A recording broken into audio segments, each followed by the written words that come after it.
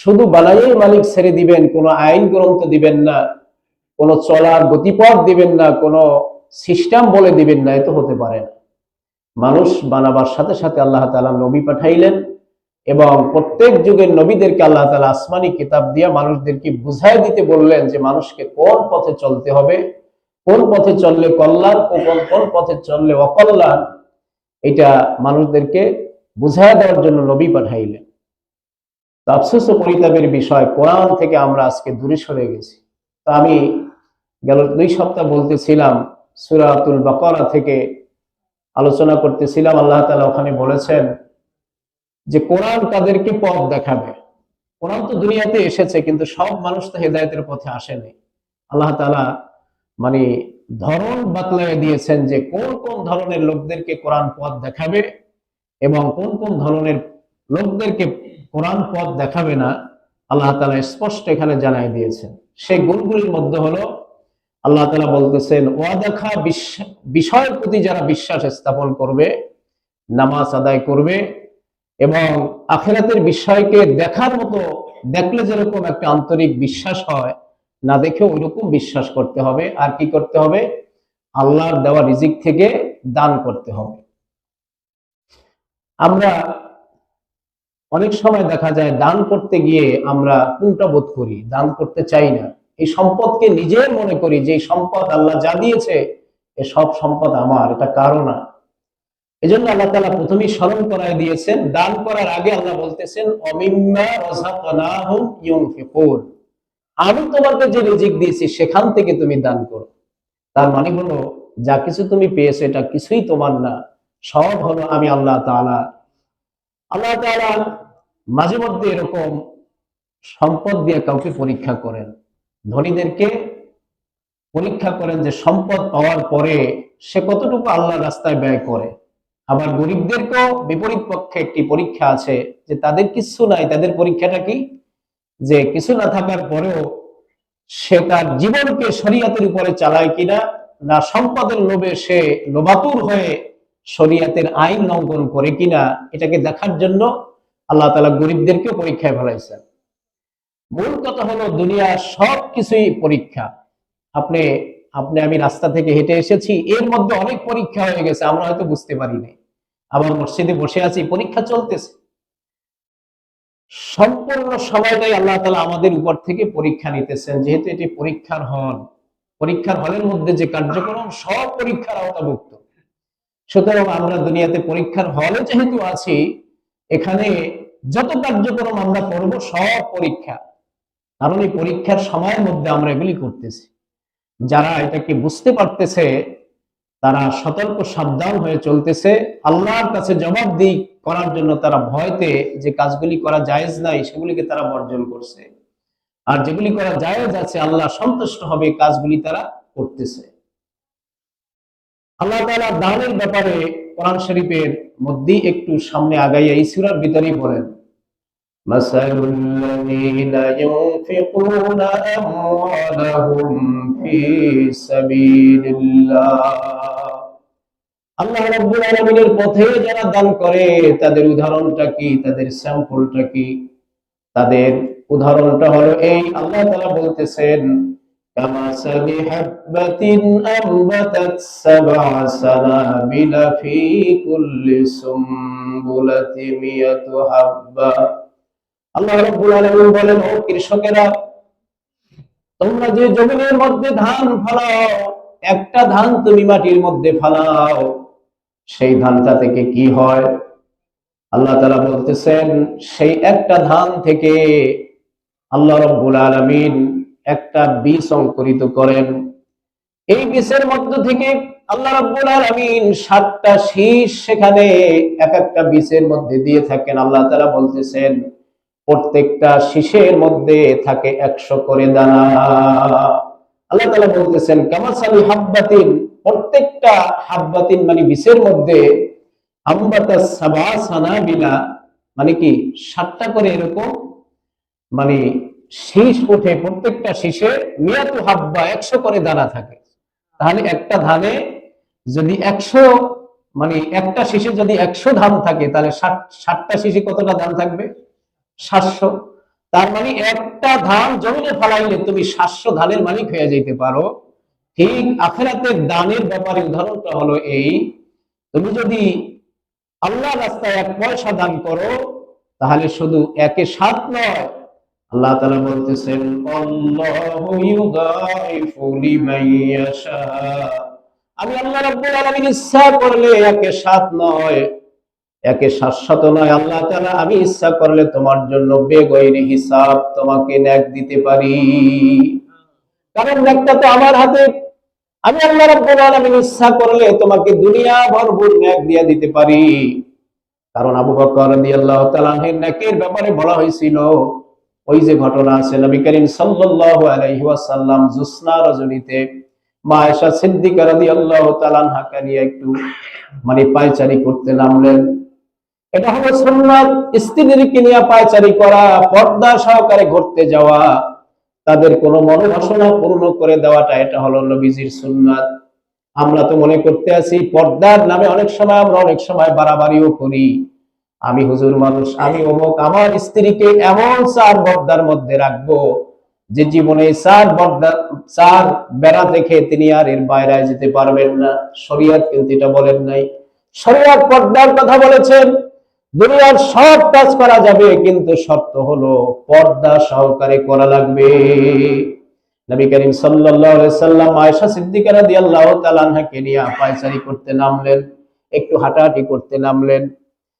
হঠাৎ আয়েশা সিদ্দিকা রাদিয়াল্লাহু তাআলা আনহা আকাশের দিকে তাকায় বললেন, ইয়া রাসূলুল্লাহ, আকাশের মধ্যে যে এতগুলি তারকা দেখতেছি, এত পরিমাণ নেকও কি আপনার কোন উম্মতের আমলনামায় আছে নাকি? প্রশ্ন করার জবাব তার আকাঙ্ক্ষা ছিল যে তার বাবার ব্যাপারে এই ফয়সালাটা আসবে, উত্তরটা তার বাবার হয়ে আসবে। কিন্তু নবীজি বললেন, হ্যাঁ, প্রাণের স্ত্রী এত নেক আমার উম্মতের মধ্যে, আমার সাহাবীদের মধ্যে উমরের আমলনামায় আছে। সুবহানাল্লাহ। প্রশ্নটা শোনার পরে মা আয়েশা সিদ্দিকা রাদিয়াল্লাহু তাআলা আনহা একটু মুখ মলিন করলেন, মনটা বেজার হয়ে গেল। আমি যা চাইলাম তা হলো না। কারণ দেখবেন দুনিয়ার সমস্ত মেয়েরা হলো বাবার পাগল। বাবার প্রশংসা যদি কোনো মানুষ করে, মেয়েরা বড় খুশি হয়।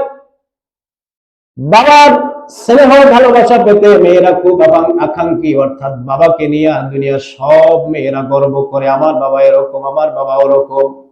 কারণ স্বাভাবিকভাবে ছেলেদের চাইতে মেয়েরা বাবার ভক্ত একটু বেশি হয়ে থাকে। সেই হিসাবে মুখ মলিন দেখে আল্লাহর নবী জিজ্ঞাসা করলেন, হে আয়েশা, প্রশ্নের জবাব শোনার পরে দেখলাম তোমার হালতের পরিবর্তন হয়ে গেছে, মুখ মলিন হয়ে গেছে, কারণটা কি? তিনি বললেন, ইয়া রাসূলুল্লাহ, আপনি আখিরি পয়গম্বর, আপনার সামনে কথা গোপন করা যায় না। আমি চাইছিলাম আমার বাবার নাম বলবেন, তা না বলে হযরত ওমর রাদিয়াল্লাহু তাআলা আনহুর কথা বললেন। আমি মানুষ হিসাবে স্বাভাবিকভাবে আমার মনটা একটু বেজার হয়ে গেল। তিনি বললেন, শোনো আয়েশা, সারা জীবনের উমরের নেক মিলে আকাশের তারকা সমান হয়েছে, কিন্তু তোমার আব্বার আমলনামায় 1 রাতের আমলনামায়ের চাইতে অনেক বেশি। সুবহানাল্লাহ।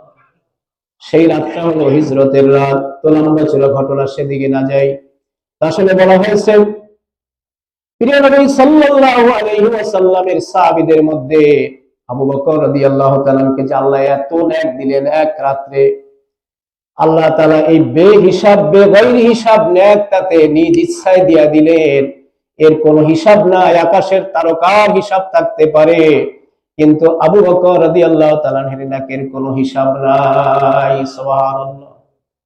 এজন্য আল্লাহ তাআলা অন্য জায়গায় বলেছেন, আল্লাহু ইয়ারযুকু মান ইয়াশাউ বিগৈরি হিসাব। আল্লাহ তাআলা শুধু নেকির ব্যাপারেই বাড়ায় দিতে পারি না, কোন বান্দাকে ইচ্ছা করলে আমি রিজিকের ব্যাপারেও বাড়ায় দিতে পারি। কোন বান্দাকে ইচ্ছা করলে এত রিজিক বাড়ায় দিতে পারি যে সে নিজের সম্পদও নিজে হিসাব করতে পারবে না যে কত সম্পদ আল্লাহ দিয়েছে। এজন্য এই সম্পদ বাড়ানোর সিস্টেমটা কি? সম্পদ বাড়ানোর সিস্টেম, আপনি শুধু বেশি বেশি ব্যবসা করলে আপনার সম্পদ বাড়বে, কোরআন হাদিসে কোথাও লেখা নাই। আপনি বেশি বেশি টাকা ব্যাংকে জমা করলে আপনার এই সম্পদ বাড়বে, কোথাও লেখা নাই। বরং বলা হয়েছে আপনি যত বেশি দান সাদকা করবেন আল্লাহ তাআলা আপনার সম্পদকে বাড়াইয়া দিবে। এজন্য আল্লাহ তাআলা বলতেছেন আল্লাহু ওয়াসিউন আলিম, আমি আল্লাহ তাআলা প্রশস্তকারী মহাজ্ঞানী। আমার রাস্তায় যদি তুমি দান করো আমি আল্লাহ তাআলা তোমার হায়াতকে প্রশস্ত করে দিব, দৌলতকে প্রশস্ত করে দিব, ইজ্জতকে প্রশস্ত করে দিব। আল্লাহ তাআলা পরের আয়াতে উদাহরণ দিচ্ছেন আল্লাযীনা ইউনফিকুনা আমওয়ালাহুম ফি সাবিলিল্লাহ, যারা আমি আল্লাহর রাস্তায় দান করে, দান করার পরে দুই ধরনের মানুষ দান করে। এক ধরনের মানুষ দান করে দুনিয়াতে যাতে তার নাম হয় আমি দান করেছি, আর এক ধরনের লোক দান করে যাতে নামের দরকার নাই, না এই দানের বিনিময়ে আল্লাহ তাআলা আমার প্রতি সন্তুষ্ট হয়ে যায়। আবু বকর রাদিয়াল্লাহু তাআলা এর ব্যাপারে বলা হয়েছে আমানি আহাদিন ইনদাহু মিন নি'মাতিন তুজজা ইল্লা বিতিগা ওয়াজহি রাব্বিহিল আ'লা ওয়ালা সাওফা ইয়ারদা।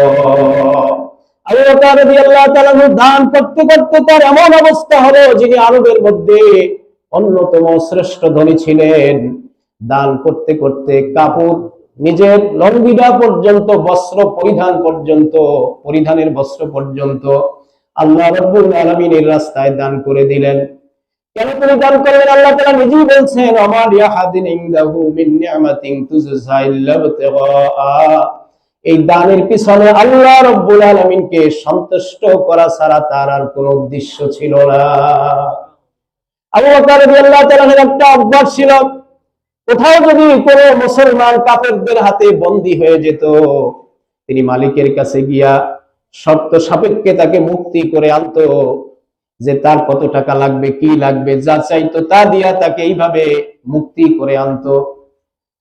তার কাছে প্রস্তাব দেওয়া হলো আবু বকর, আপনি যাদেরকে মুক্তি করেন এই মুক্তিকৃত লোকগুলি যদি জোয়ান জোয়ান দেখে, অল্প বয়সী দেখে, যুবকদেরকে দেখে আপনি মুক্তি করেন, তাহলে আপনার বিপদের সময়, আপনার অসময় তারা কাজে লাগবে, যুবকেরা আপনার অনেক উপকার করতে পারবে।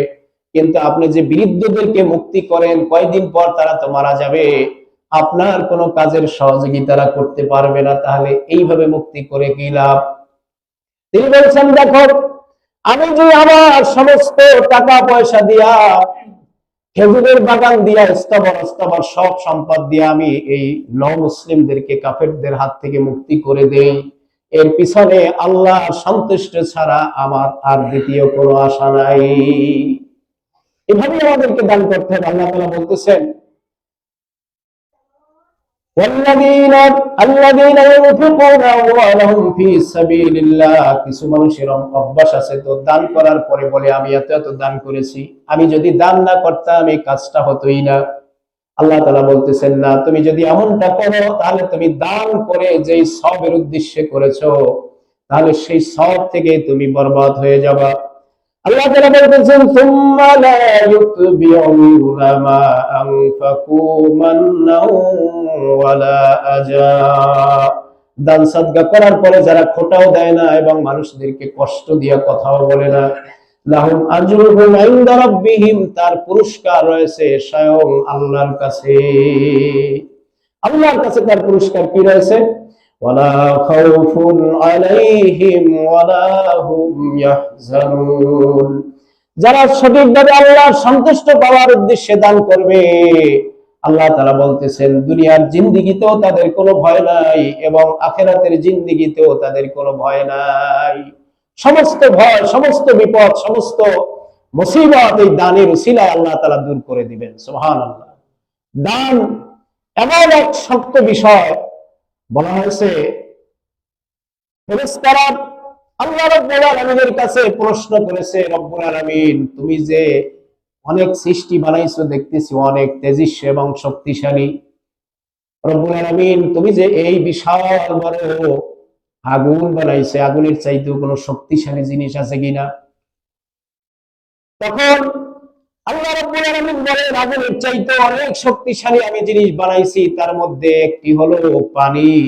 আগুন যত ধাউ ধাউ করে জ্বলুক না কেন, ওইখানে যদি পানি ঢেলে দেওয়া হয় তাহলে সঙ্গে সঙ্গে এই আগুন নিভে যাবে। রব্বুল আলামিন বুঝলাম তাহলে পানির চাইতে শক্তিশালী জিনিস আর কি বানাইছো? আল্লাহ রাব্বুল আলামিন বললেন, দেখো এই পানির চাইতে শক্তিশালী জিনিস আমি বানাইছি বাতাস।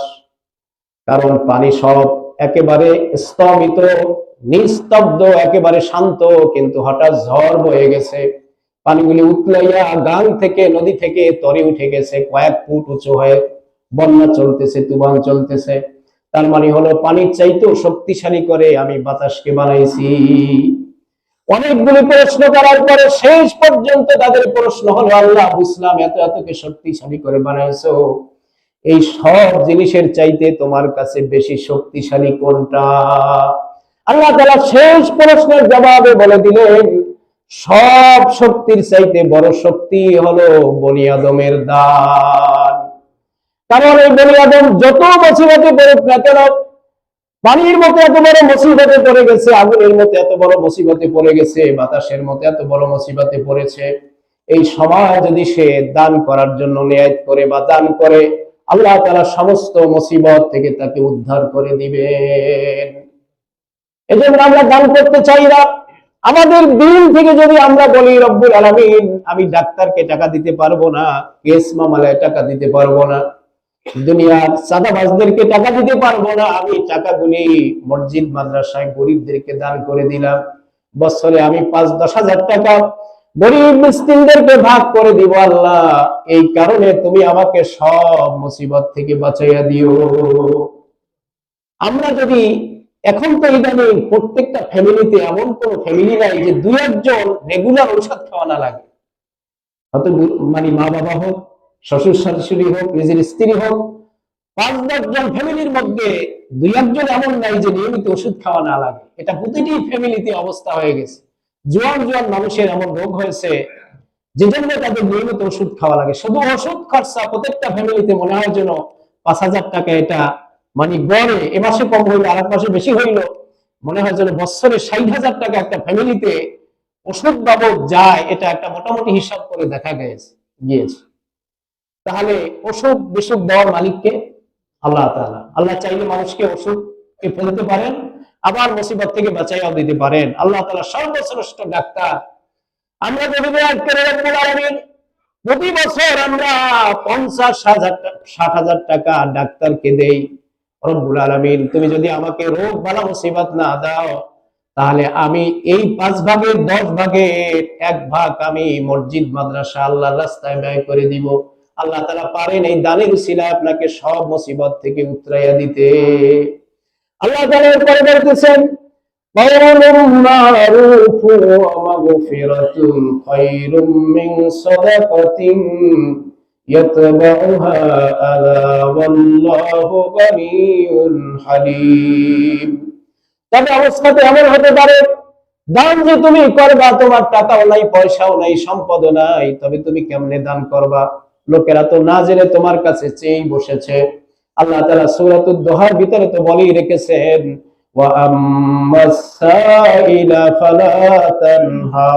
খবরদার নবী, আপনার কাছে যত সাইলকারী আসুক না কেন, আপনি কাউকে ধমক দিবেন না।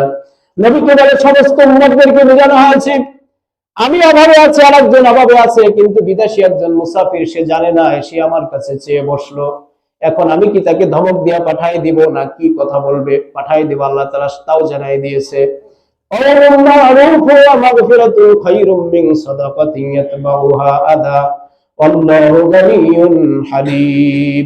আল্লাহ তাআলা বলতেছেন, তুমি যদি কিছু না দিতে পারো, তাহলে অন্তত তুমি মিষ্টি ভাষায় কথা বলে তাকে বিদায় দিয়ে দাও।